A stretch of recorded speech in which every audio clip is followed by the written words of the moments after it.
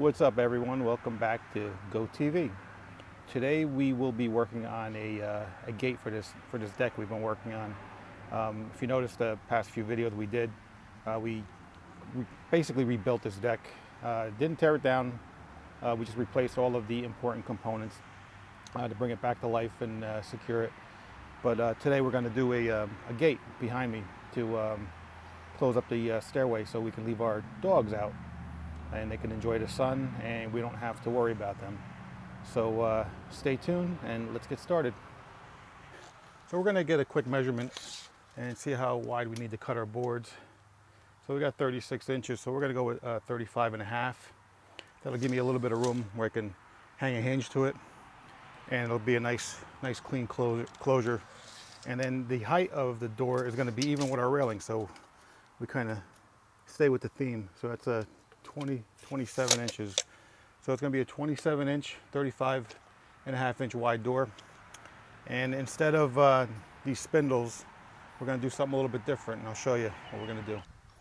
Okay, so we got our boards cut, 35 and a half, and these are 27. And what we're going to do is we're going to build a lap joint frame. And what I mean by a lap joint is we took my circular saw, we did a series of cuts here, and we're going to chisel these out. This way, the boards fit in together, and structurally it's a stronger way of doing it. So I already took the liberty of doing this. I didn't want to waste time on the camera to show you guys how to do that, but take your circular saw and just run a series of cuts here so we can snap these all off. So let's do that right now. One of the cool things about these Workmate benches, they have a built-in vise, and it really comes in handy for doing projects like this.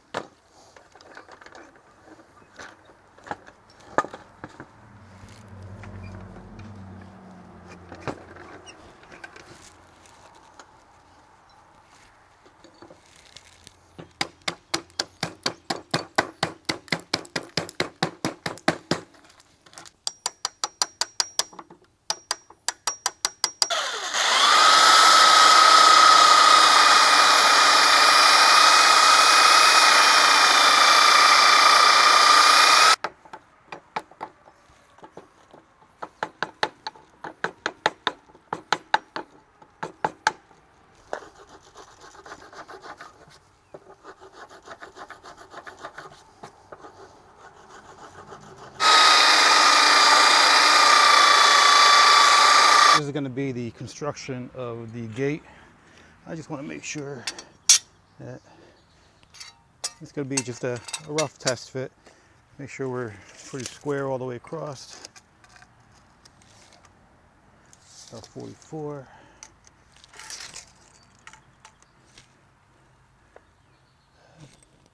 About 44. So it looks like we're pretty square. Looks pretty good. Make sure that. Okay, so now the next thing we're going to do is, I have a piece of steel that we purchased at an estate sale. It was just some scrap steel. The estate sale was from an artist, and he collected all of this scrap steel. So we picked some sheets up, and we figured we could probably use it for a bunch of different projects. And what I want to do is I wanted to instead of using the spindles to match the existing handrail, what I wanted to do was I'm going to route out a groove all the way around, and I'm going to cut a piece of steel, and we're going to retrofit this frame around the steel, and that's going to be our gate panel, so to speak. So we're going to get a rough measurement on how big of a piece of steel we want, and then we're going to pull my router table out, and I'm going to attempt to route some grooves in here so I can slide my steel in there. So I pull this piece of steel out, and I want to kind of size it to my frame. It's kind of an interesting looking piece.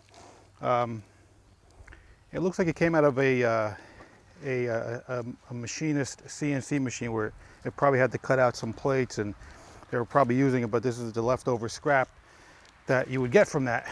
And apparently this artist did a lot of very creative things with it. So today we're gonna do the same. We're gonna do something very creative with it, and we're gonna use this as our panel for the gate. So what I'm gonna try to do right now is I'm gonna try to I'm going to try to size this to see how I want it to fit within the constraints of my boards. And I want to pick what pattern, which direction I want these to run. It makes sense to run these either tabs up or down instead of sideways, because it wouldn't make any sense running it that way. Just a word of caution, guys, whenever cutting steel, always get your safety glasses on, because you only have two eyes and they need to last the rest of your life, so don't take any chances.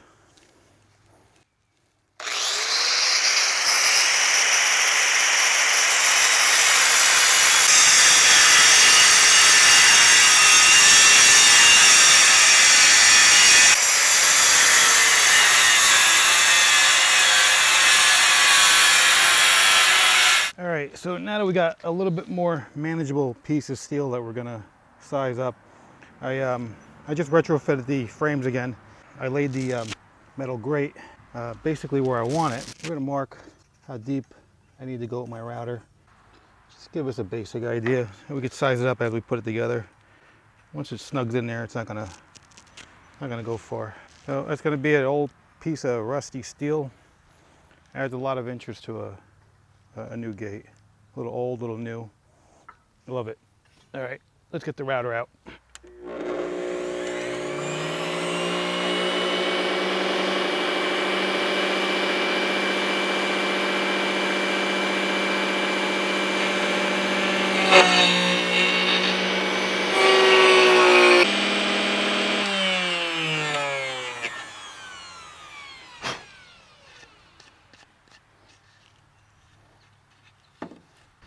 We're going to do a couple passes before I change the height of the router bit, and then we'll step it up with each pass. All right, so I got all the steel cut. I got everything sized up within my 2x4 framing. I'm going to take a quick measurement. Make sure we're still on point here. It's 27 there. That's good there. 35.5. So we're all set. Next thing we have to do before I assemble anything permanently, we're gonna stain all the wood here, and then once that's dry, we'll screw one section together, slide the railing in, and then put the final piece in, and then we'll square it off. So, and this is Ruby.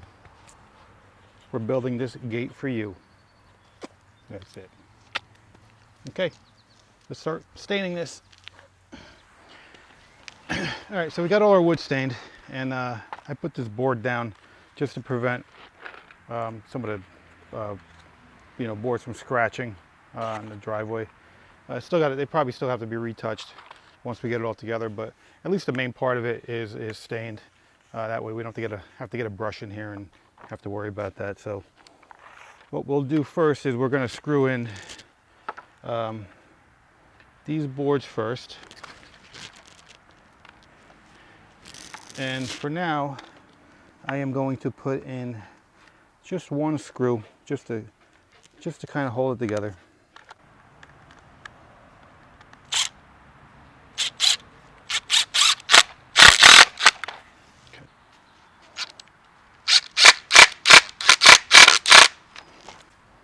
Okay, so with that being said, we're gonna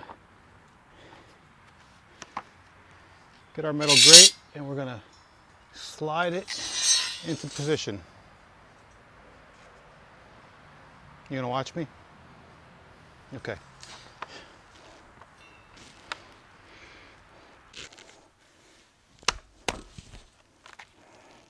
Okay. And with that being said, we're gonna just lock it in. It's Roxy here. That's Sky behind me, my old girl. She's just getting around.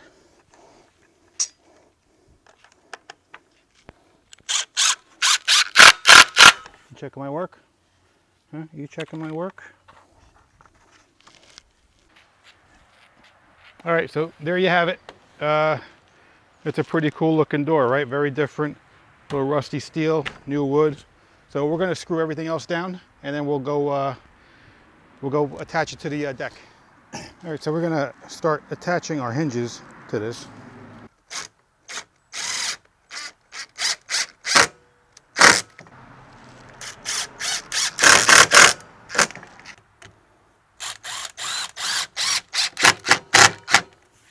All right, so now to position our door where it needs to be, I got a couple scrap boards to keep it level and kind of hold it in place while I screw the hinges in.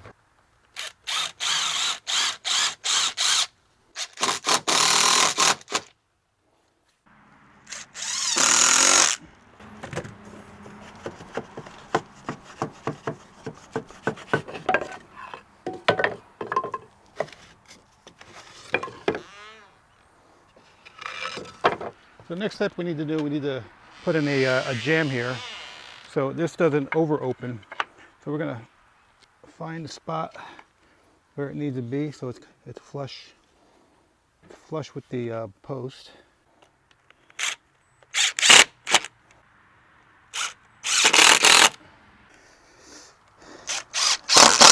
And then we'll have a little bit of support so we can put our latch hook in.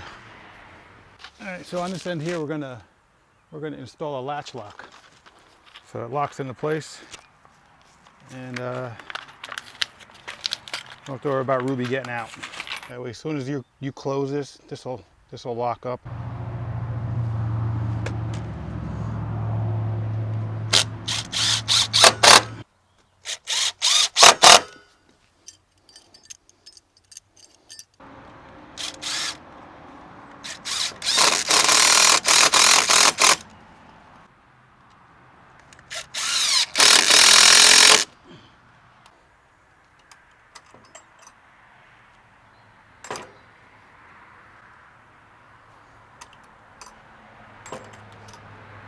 So since this is a fairly heavy door, and for the short height that it has a pretty long span. So I want to prevent the sag, which will eventually happen. These doors will generally sag. Most people put a cross member from here to here to keep it from sagging, but Home Depot and Lowe's, all these big box stores, they have these like anti-sag gate kit. And I actually used one of these on my back gate, and it is phenomenal. So I'll put a link to that down below. But it's really easy to put on, and it doesn't look like an eyesore when you actually put it on, because you can't even tell from the other side that you actually have anything on. So let's put this on. So I actually put that hinge up a little bit too high. It's actually getting in the way. So instead of taking all of this off, I'm going to grind a piece of that off and just eliminate that. That way it'll fit nice and snug. So let me go do that real quick. All right, so I took that, I cut a little piece off the bottom of that just so it'll miss the hinge. I should have planned for it a little bit better, but I actually thought I had plenty of room from that corner. But now it fits like a glove.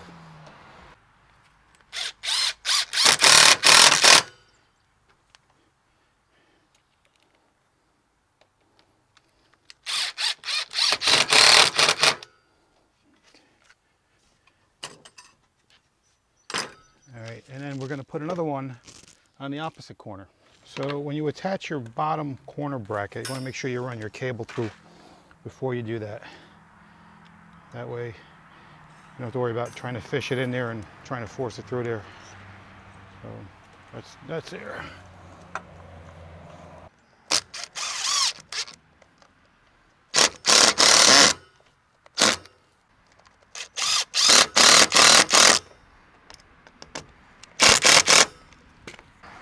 Now this cable will run through this hook here.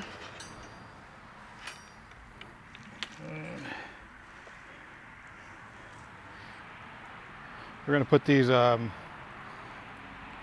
cable connectors together to hold the cable together.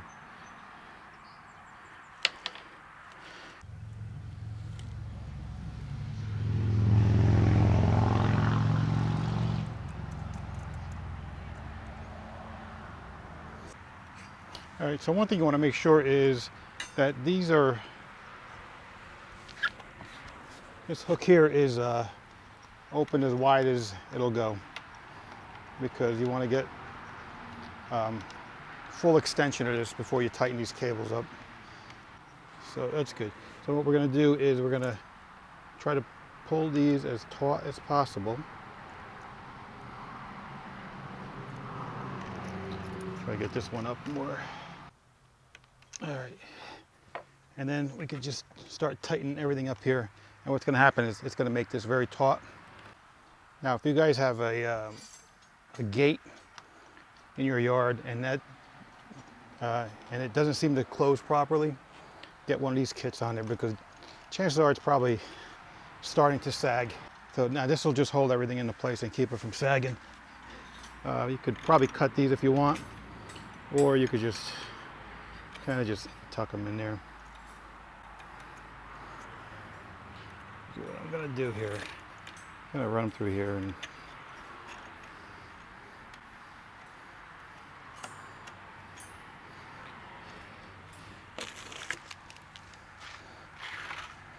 what's that?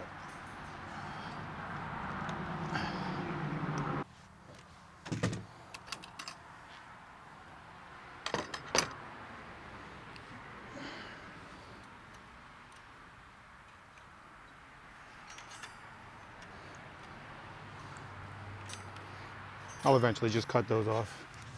So there you have it, guys. A gate for your deck, custom made with some scrap metal that we got in an estate sale for dirt cheap and some leftover wood. Well, I hope you guys found that informative, and hope you guys like and share this video. And please don't forget to subscribe. Let's let Ruby give it a test shot. Hey, Rubes. Look at you. What are you doing?